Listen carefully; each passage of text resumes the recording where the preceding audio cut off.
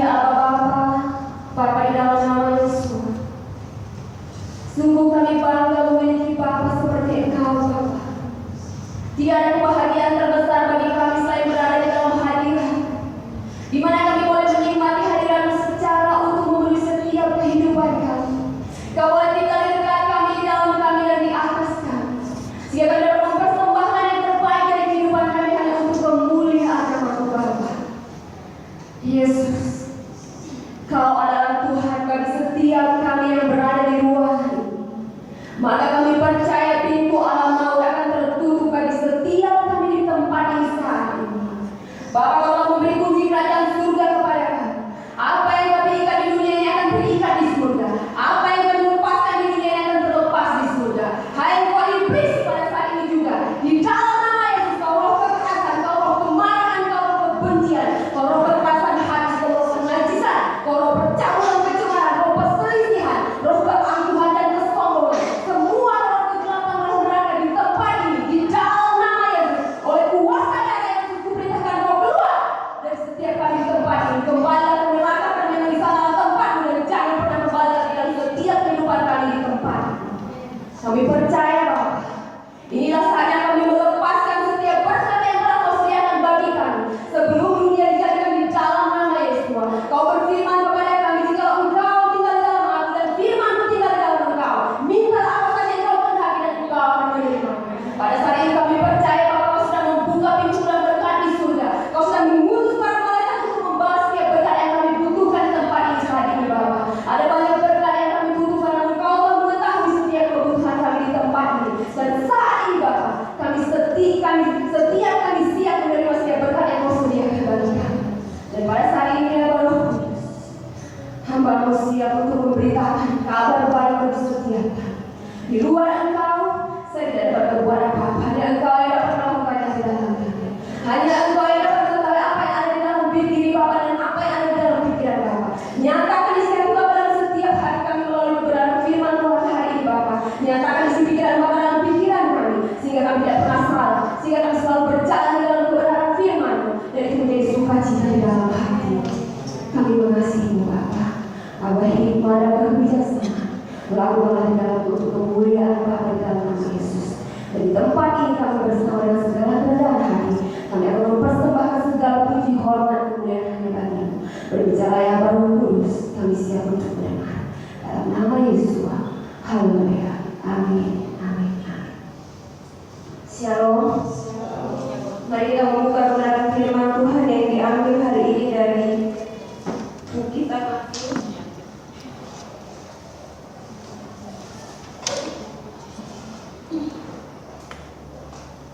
Matius 25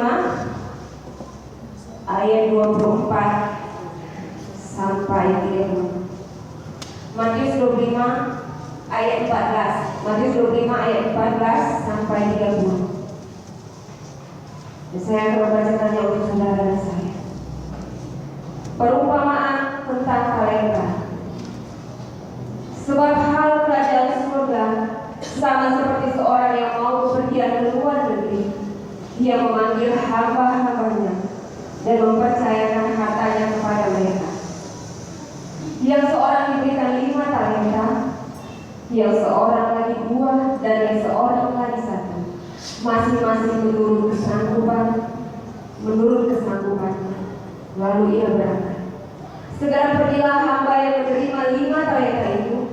Ia menjalankan uang itu, lalu berolehlah 5 talenta. Hamba yang menerima 2 talenta itu pun berbuat demikian juga, dan berdapat 2 talenta.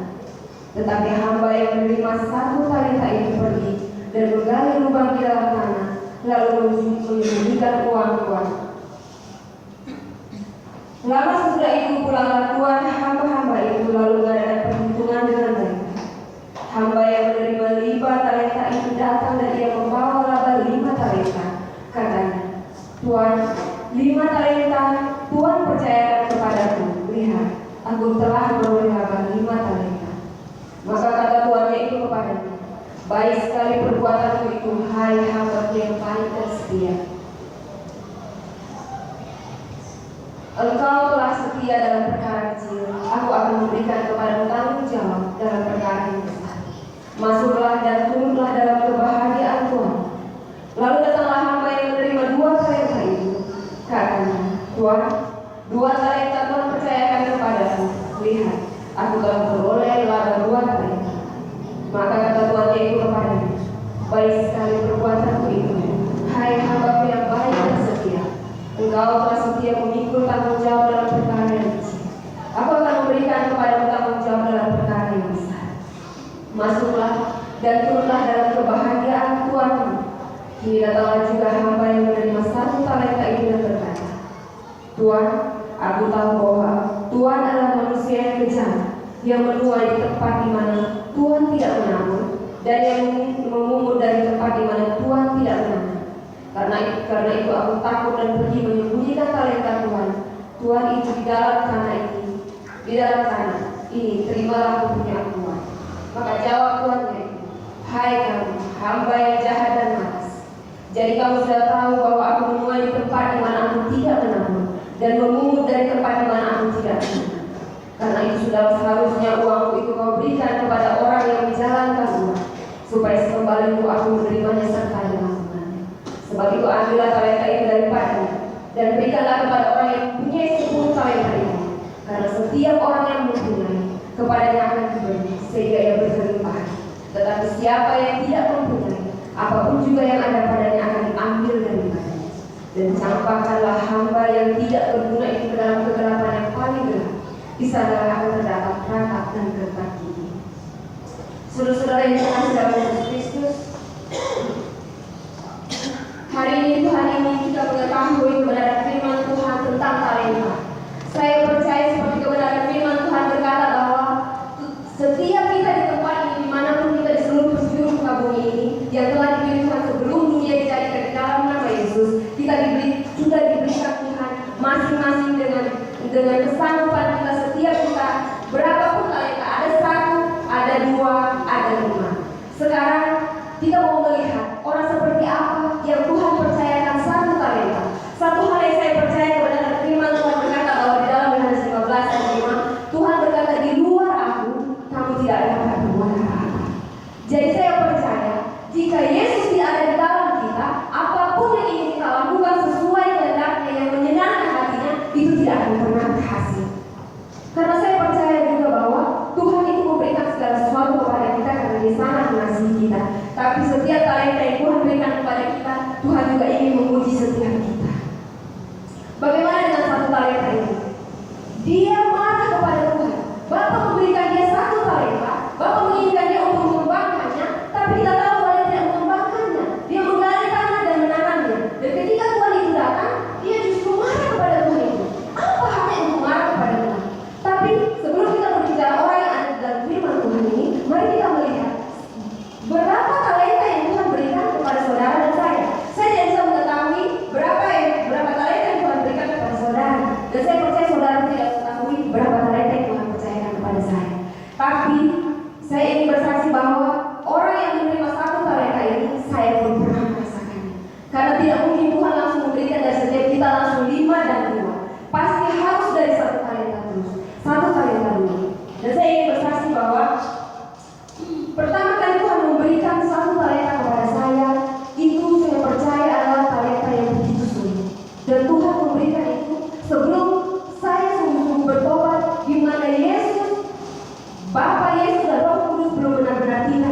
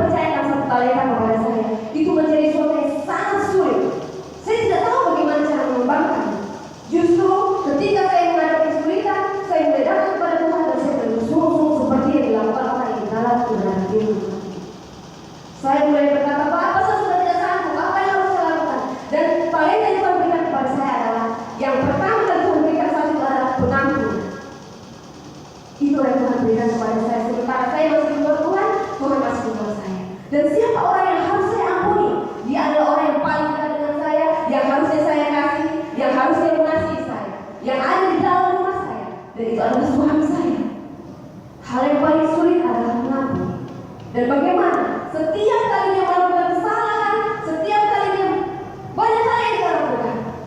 Karena ini adalah kesaksian, dia kadang-kadang dia memukul, kadang dia berteriak, dia melakukan, dia berselingkuh, banyak hal yang dia lakukan. Sementara saya yang berada di luar Tuhan, itu benar-benar sungguh berat, sepertinya dunia akan membunuh saya. Lalu apa yang harus saya lakukan? 3 kali saya pergi ke pengadilan untuk meminta cerai karena sudah tidak mampu. Itu sama seperti orang ini yang mengembalikan talenta ini kepada Tuhan. Tuhan memberikan kepada saya, jika saya meminta cerai, itu karena saya juga sedang memberikan talenta itu karena saya sudah tidak mampu. Saya tidak tahu bagaimana mengembalikan. Dan suatu kali tiba saatnya Tuhan menyatakan isi hatinya kepada saya. Dan pada saat itu saya mengambil keputusan untuk menerima dia sebagai Tuhan dan Juru Selamat saya. Saya mengundang dia masuk ke dalam kehidupan saya. Saya meminta roh yang kudus masuk ke dalam kehidupan saya. Dan pada saat itu saya sudah tidak sendiri lagi. Saya sudah tidak di luar Tuhan. Tuhan sudah tidak di luar saya. Tapi saya dan Bapa telah menjadi satu. Di dalam 1 Yohanes 2 ayat 27 di sana dikatakan bahwa karena Bapa Yesus Roh Kudus ada di dalam saya, berarti pengurapan itu sudah ada di dalam saya. Pengurapan itu akan mengajari saya, dan pengurapan itu tidak mengajari tidak pernah salah. Suatu saat saya sudah, ketika Roh Kudus ada di dalam saya, dia memberikan saya kerinduan untuk membaca Alkitab dari kejadian sampai wahyu tanpa sepengetahuan, tanpa pengertian saya, dia terus mengajari saya. Suatu kali saya sudah duduk di belakang rumah, saya sedang baca Alkitab. Tiba-tiba, karena dia ada di dalam saya bisa merasakan di dalam roh bahwa dia sedang berdiri di hadapan saya. Dan dia mulai mengajarkan saya tentang pengampunan. Lalu saya berpikir, Tuhan, itu talenta yang kau berikan kepada saya. Saat ini dia berdiri di hadapan saya dan dia mengajari saya. Saya ingin setiap kita melihat bagaimana dia mengajari saya tentang pengampunan. Saya minta coba ada itu, saya minta dia bantu saya isi. Roh Kudus yang pengurapan itu dia mengajari saya. Sekarang, kembali ke sekarang dia ada di bawah sini selangkah, dan di selangkah di belakang ini, di sini adalah garis kekudusan, di mana saya, Bapa Yesus Roh Kudus yang ada di dalam saya ada di dalam kekudusan. Sementara saya anggap ini adalah suami saya, orang yang sering menyakiti saya. Dia selangkah keluar dari garis kekudusan. Sementara di organ sana, di situ adalah neraka. Dan Bapak Roh Kudus mengajar saya seperti ini. Di dalam Yohanes 20 ayat 23 dikatakan bahwa jika kamu mengampuni dosa orang itu diampuni. Jika kamu menyatakan dosa orang itu tetap ada, maka dosa itu tetap ada. Karena Bapak Yesus Roh Kudus ada di dalam saya, maka otoritas yang diberikan kepada Yesus untuk mengampuni orang yang bersalah itu juga ada di dalam kita, di dalam saudara dan saya. Amin. Jadi Roh Kudus mengajar begini. Ketika suami melakukan kesalahan menyakitimu, kemarin saya tidak mampu. Ketika dia melakukan kesalahan menyakitimu, dan pada saat saya mengambil keputusan untuk mengampuni dia melakukan kesalahan, saya mengambil keputusan untuk mengampuni dia, saya akan tetap berada di tempat keputusan bersama Tuhan, dan dia tetap berada di situ. Dia melakukan kesalahan 2 kali, saya mengambil keputusan untuk tetap mengampuni dia tetap di situ. Karena ketika saya mengampuni dia, pada saat itu juga dia diampuni. Dia tidak berdosa. Dia melakukan kesalahan itu mau 144 kali, mau 1000 kali, setiap kali saya mengampuni dia, maka saya akan ada di dalam kekudusan, dia tetap berada di situ. Tapi yang paling berbahaya ketika dia melakukan kesalahan dan saya menyatakan dosanya tetap ada. Saudara-saudara yang terkasih dalam Yesus Kristus, adikku melangkah 1 langkah ke depan. Dia akan melangkah 1 langkah ke depan, itu sudah semakin menjauh dari tempat kekudusan. Sementara itu, saya yang tidak mengampuni dia mulai keluar dari tempat kekudusan. Ketika saya tidak mengampuni lagi, dia akan melangkah ke depan. Saudara tahu ketika dia terus melangkah ke sana, berarti dia sedang mendekati kepada neraka. Saya pun semakin melangkah ke depan. Berapa banyak dari saudara dan saya yang paling banyak adalah seorang istri yang dianiaya oleh suaminya akan disakiti.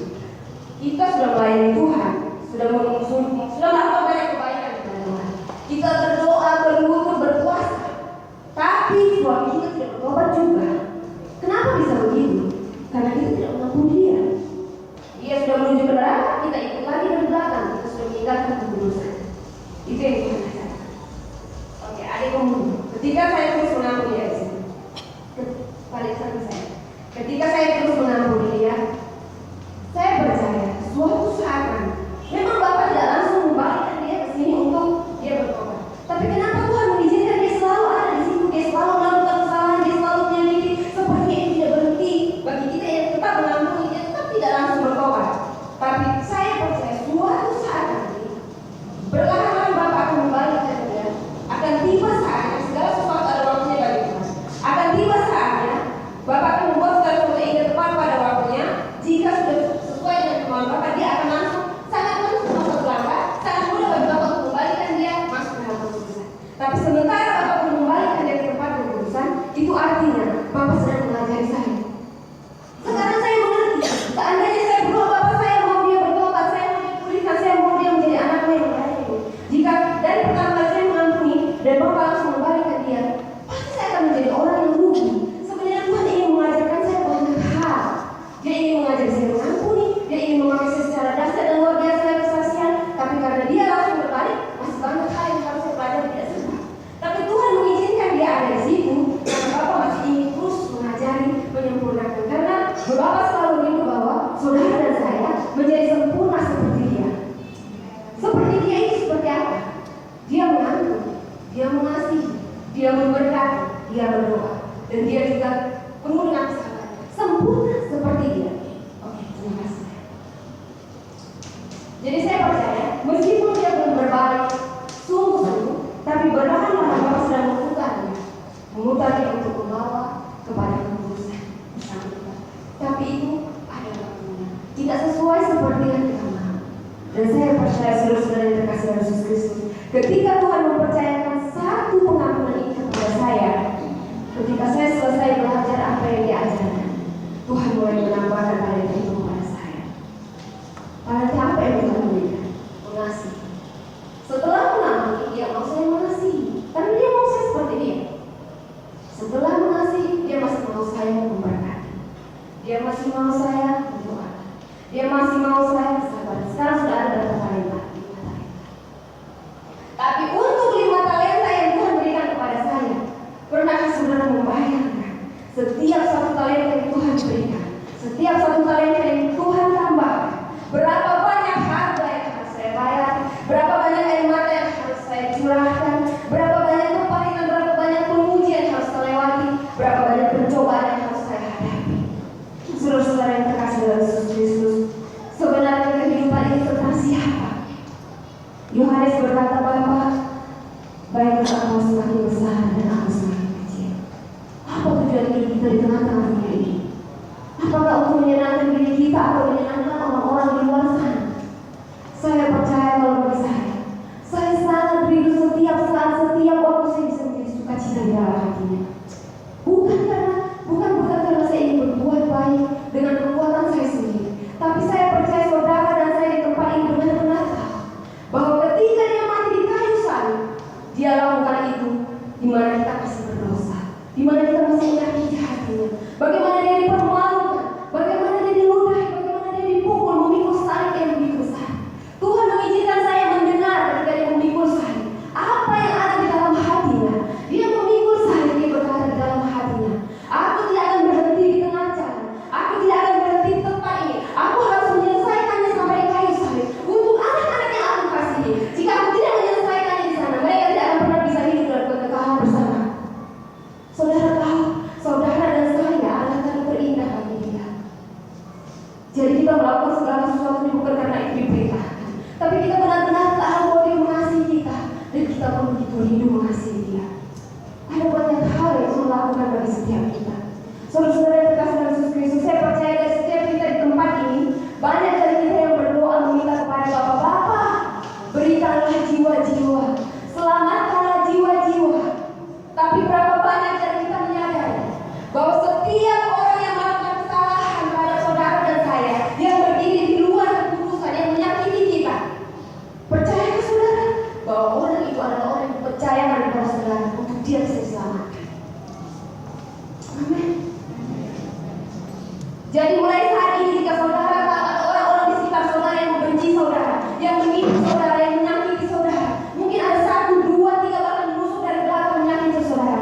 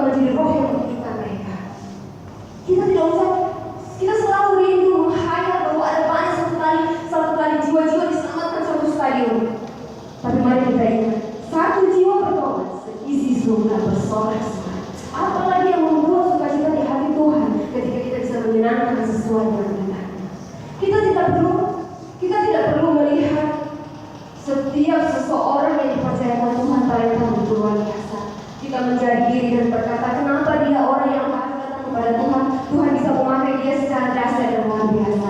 Hari ini kita harus ingat bahwa setiap hal yang Tuhan percayakan kepada dia ada harga yang dia telah bayar, dan itu tidak mudah.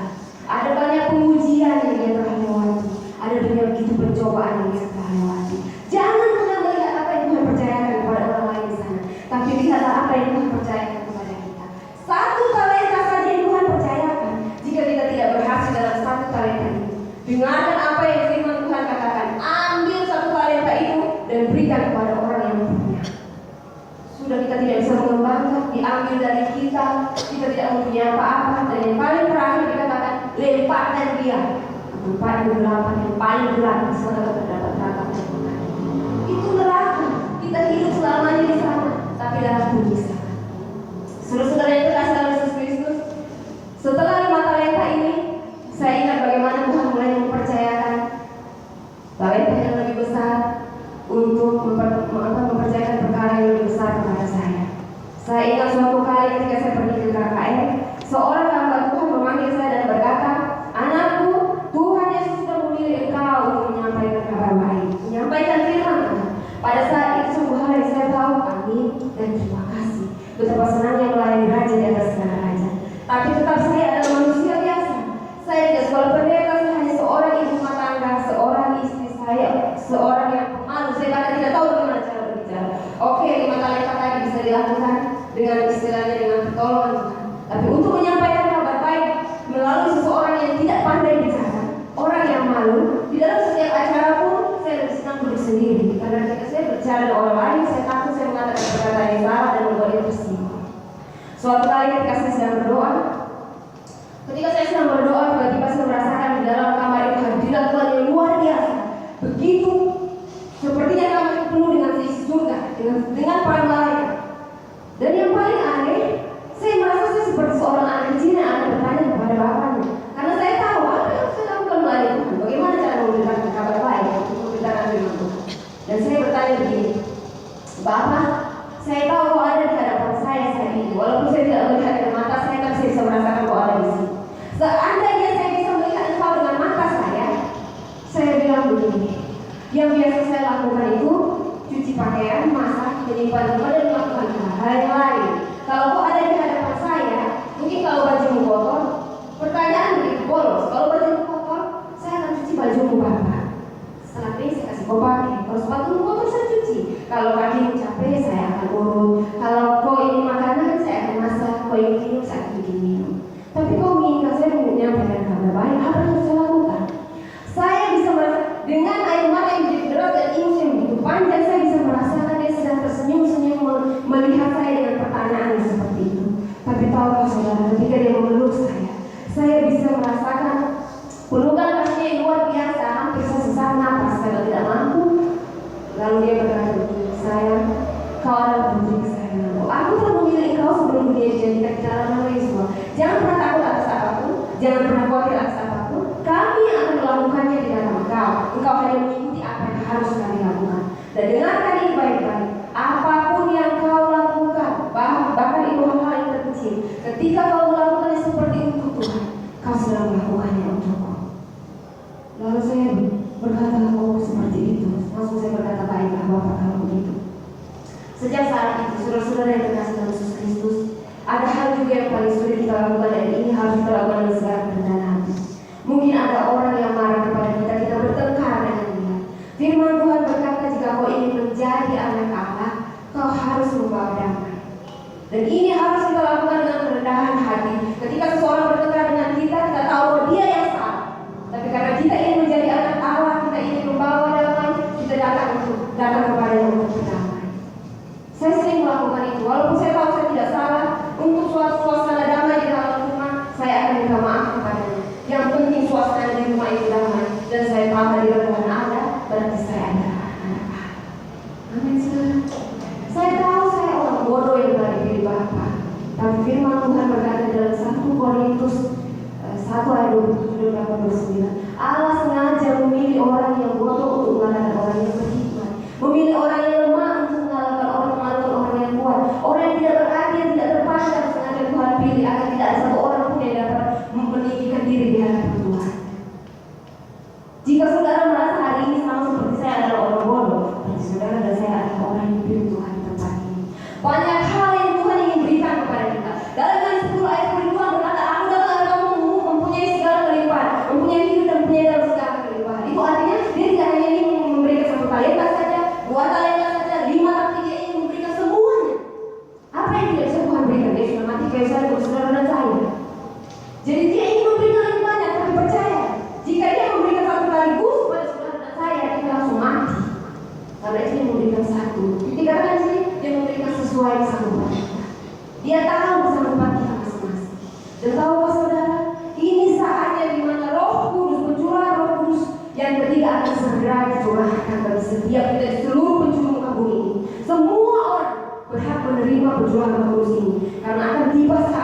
di mana Tuhan akan memakai saudara dan saya secara dahsyat dan luar biasa.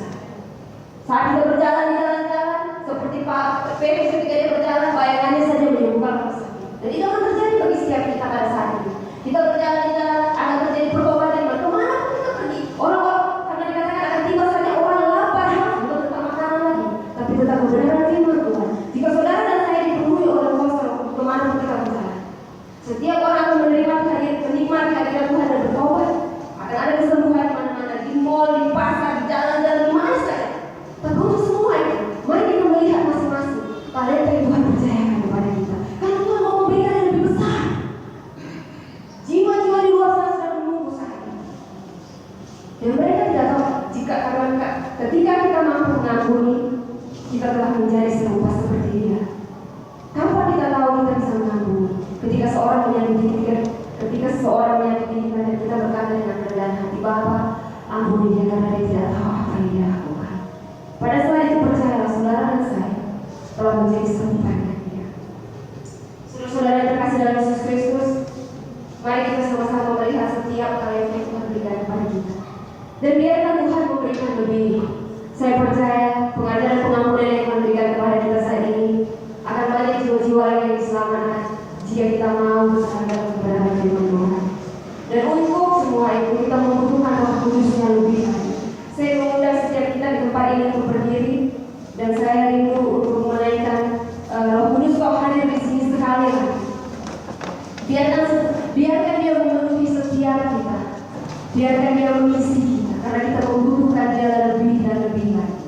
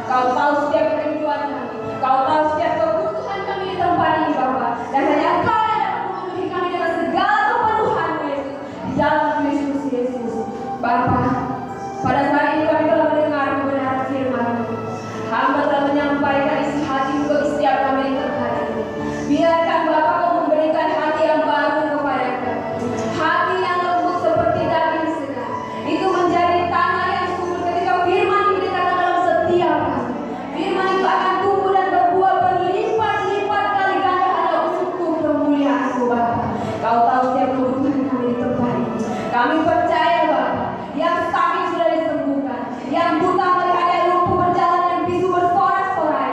Di mana Bapak yang tuli mendengar untuk kemuliaan nama-Mu. Bahkan rohani yang mati akan dibangkitkan saat ini di dalam nama Yesus. Dan kami siap untuk menjadi saksi-Mu di Yerusalem, Yudea, Samaria, dan sampai ke ujung bumi. Kami tidak akan berhenti sampai di sini karena kami tidak sendirian. Bapak Yesus Roh Kudus ada di dalam setiap kami. Kami dan Bapak adalah satu. Apa yang Bapak lakukan itu yang akan kami lakukan. Apa yang Bapak katakan itu yang akan kami katakan. Apa yang Bapak kerjakan itu yang akan kami kerjakan.